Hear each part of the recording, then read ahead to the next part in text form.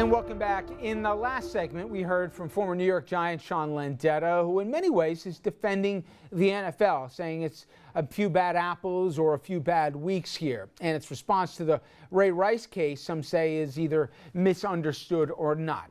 I don't know if everybody buys that, but there is a push to take the NFL's handling of the case to D.C. And we're going to talk about that with our guests, including New York Senator Kirsten Gillibrand, really leading the way on that one.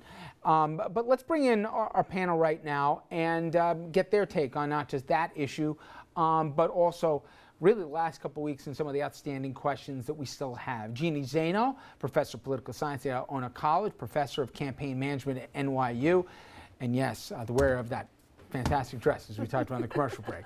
Dominic Carter, political journalist and author. Anthony Figliola, political consultant, vice president at Empire Government Strategies, and Andrew Whitman, our senior political correspondent. Okay, I want to play a clip. This is from Bart Scott. Many people remember he finished his career with the Jets after being with the Ravens for a while, and in fact, he was there when the when the Ray Lewis situation happened, and then he's now a commentator, and he made a couple really interesting points. One being that he said he had a hard time turning the switch off from Sundays till the end, and the NFL didn't do a great job of helping in the transition. In fact, he had to go out and seek anger management control on his own. But he also said this about where he sees the NFL players and how families ought to look at them as well. You set yourself up for disappointment when you're putting faith in somebody that you don't know. That message has to come from teachers. It has to come from all authority around them as well. You can't put all this pressure on the athlete. It's up to the parents. It's up to the uncles to set an example and set my morals. I get it, Dominic. I remember the Charles Barkley ad. I'm not a role model. About that. And he's right about that. But I'm not asking for exemplary behavior 24/7 or everybody to be a Tim Tebow or whatever else.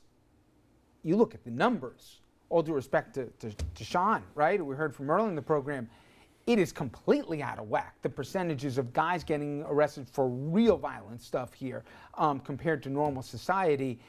What should the expectation of the American public be of the players and how the league ought to deal with it? Excellent question, and here's the best way I can respond to this.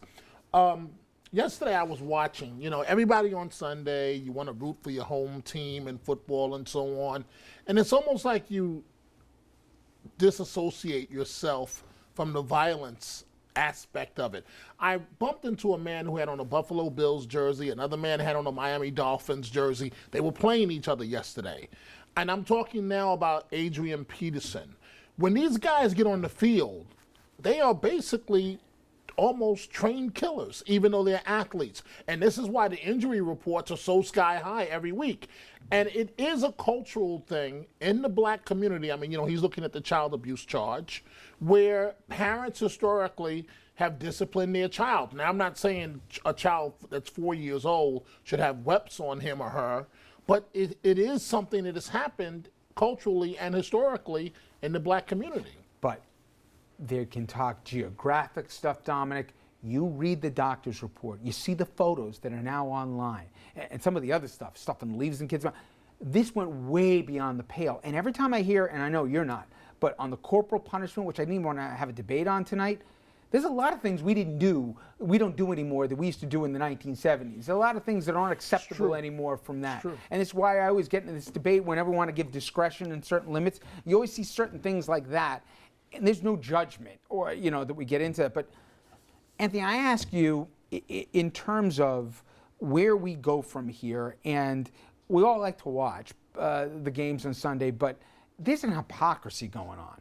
Let's be honest. We're not seeing the field goal kicker in the NFL ads. I mean, you see some of them here. We're promoting aggression. From Jump Street, these kids, if you look at some of the spots here, that what are they promoting when they promote the league? They're promoting the linebacker putting the guy in the ground. They're talking about the shots where the guy's separating the player from the ball here. They only got involved in trying to stop hits to the head because they were afraid of concussion lawsuits. What the NFL says that they're for versus, what they also encourage are two different things. Well, with the NFL, it's about revenues, right? And on the gridiron, when one guy knocks another guy's block off, it sells. It sells tickets, it sells ratings, it sells jerseys. And that is ultimately what the NFL is looking at. That's why it took a lawsuit, a class action lawsuit, for the NFL to actually admit that there are a lot of former players that have concussions. So on a go-forward basis, there needs to be a tremendous amount of pressure, I think, from the public, and also, be it maybe with Senator Gillibrand from the government, to get them to really step up and look at this. Well, before I get into the government thing, and that was the next question I was going to ask, let's stay with the Ravens for a second. Ray Lewis was their most beloved player, arguably, in the franchise's history. He's on television now, touting everything. He was held up in such regard by the team here that they were going to do everything that they could win in his final season here, because this was the guy who was involved in the murder case. Okay, this guy did a lot of bad things when he was younger, and I believe in redemption and everything else. But the league promoted him as basically its poster child. There was a whole, every time we got introduced to the game, we had to wait for 5 minutes for the smoke to go up and from the scream to the skies and the whole thing. NFL was okay with that. The Ravens were okay with basically the bad guy thing that he did before because he marketed it. The ratings were still high on Sunday. Does this really change anything what we're talking about right now if people watch and they buy the tickets and they buy the merchandise? No, it doesn't. Then That's the it's truth, a isn't it? soundbite for maybe a week or two, and then it's not. As long as these guys are hitting hard and getting touchdowns and winning games, people are going to still buy their jerseys, and they're going to buy the tickets, and it's going to elevate the player. Well, and ultimately, the that's what they're only looking at. difference is that we're going to be talking about violence and domestic violence, especially with the NFL, every week of the season and probably every week of the year because it continues to happen. You think week 6 we're still going to talk about it? I don't know if we're still going to be talking about Ray Rice, but we're going to be talking about the next guy who's arrested or the next guy who's been indicted or the next guy who's under investigation. Okay, but here's the headline, for Andrew. The Minnesota Vikings, after holding out Adrian Peterson, and now more information, or at least has come to the public light, they decided they're going to reinstate him. He's going to play on Sunday. And again, the whole, we'll let it to the legal authorities to decide what's going to happen or not. So if this was such a bad PR thing for him, why would they go about reinstating a guy after they already made the hard choice to take him out? Because as of right now, it's more important to the Vikings or to any other NFL team to win and open themselves up to the possibility of getting revenue that they would get from being in the playoffs than it is to be a good PR example or to be a good moral exemplar. The cost right now is too great of them not making the playoffs. People have the power to change that by their actions, by their complaints, by the protests that we see. But the other thing is, and I'm sorry, we throughout this conversation I've heard a lot of, well, they're gladiators on the field and they're getting no help in turning the switch and becoming civilized human beings when they're off the field. And I agree that the league should do more, much like I think the Army should do more to make sure that our soldiers are able to make that transition when they come back from the killing fields that we send them to abroad. But that doesn't excuse this process in any way, shape, or form. Just because they happen to play a gladiatorial role on Sundays, I don't think it doesn't excuses anyway, it. No one's saying it excuses it's- it, but I'm saying there's an hypocrisy from the league when they utter shock and awe when this comes out. I'm not excusing the behavior of it, but at the same time, let's look at what they did. Ray Rice got a 2-game suspension by the league. And, Sean said, hey, they did something the first time no one had a problem with. Oh, yeah, a lot of people had a problem with it. People thought he got up ridiculously too easy. And it kind of this whole violence against women and how this is perpetuated and accepted, it was okay until all of a sudden the video from inside the elevator got out. And I'm not even going to get out to who knew about it and when. The fact, only till that came out did they take action. So I think the league gets too much of a pass here to say these are just bad guys. Well, there's absolutely a hypocrisy. I mean, look at the front page story in the New York Times. Ray Rice is being treated much, much differently than most athletes are treated, not just in the NFL, but in most major league sports. When these guys do things equivalent to what he's done, they're back on the field the same way Adrian Peterson will be back on the field next week. And so Ray Rice, his life is in the NFL is arguably over. Perhaps not. He's been taken out. He's been taken down, and yet he has been made an example when they have allowed this to pass time and time again. And if this hadn't become a front page story, he'd be back playing on Game 3. You can bet that. So absolutely, there's major hypocrisy, and I think the union should address it. Oh. It is insanity on the part of the NFL, and he does have to answer to who knew what when. It's because there was a video. There was. That's And you know what? Adrian Peterson has admitted to everything that happened with his child. In fact, they have all the texts and everything about him saying to the wife, yeah, I took it too far maybe, and I wouldn't have put him on the plane, all the rest. But Now we get to what to do about it. And Washington has said, well, maybe we should have hearings. I'll be honest, when they were going to get involved in the steroid hearings, I said, oh, great. Just another grandstanding. They don't know what they're talking about. But whether they did it in spite of themselves, they really changed the dialogue. We saw the frauds that were Palmero, that were McGuire, that were Sosa, and all the rest. Should Washington get involved in this? Absolutely, the government should get involved, and absolutely, people should hold sponsors responsible. If the sponsors turned around and said, we're not going to sponsor these games anymore, the NFL would change tomorrow. It's absolutely Washington's responsibility and the people's responsibility to boycott those companies that are sponsoring these games. Is that going to happen? Probably not. You look at some of the women's companies making women's products that are sponsoring these games. Women, the largest growing sector of the NFL's demographic.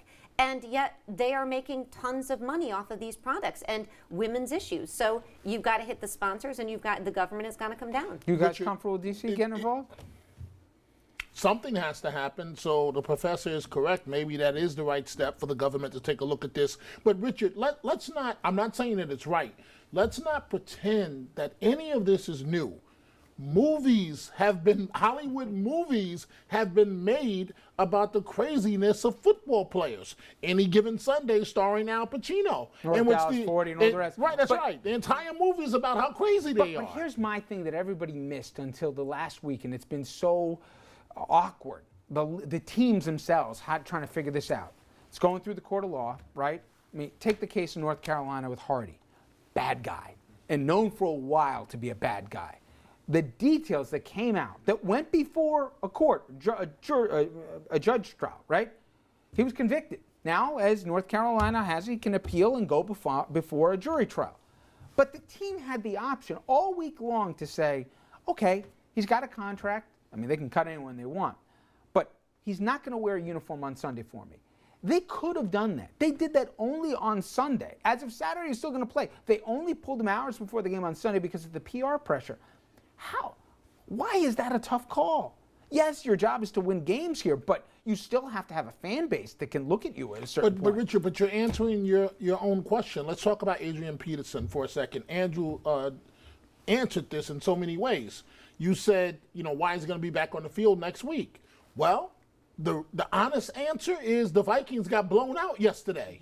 And Adrian Peterson is a workhorse that can run over 100 yards a game. Ask those 100,000 fans in Minnesota that saw them lose yesterday whether they want Adrian Peterson back and see what they say. If you ask the home team, they say yes. You ask the away team, they say no. Bottom line, he will be back. Okay, but the NFL, if they get this down to the gladiator in the arena, this isn't thumb up, thumb down. At a certain point, somebody's got to be the adult in the room and say no more, People love seeing the big hits. People love seeing some guy, Jack Tatum, taking the guy's head off, but you couldn't do certain things anymore, right?